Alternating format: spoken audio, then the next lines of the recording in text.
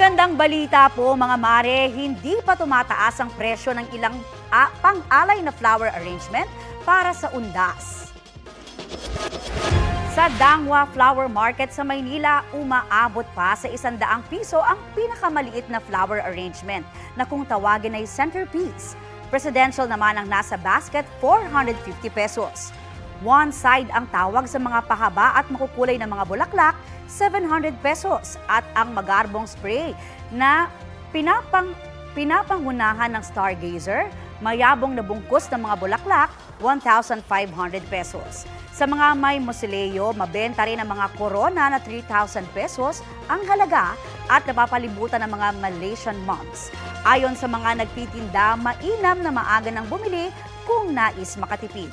Hindi naman daw kaagad malalanta ang mga yan.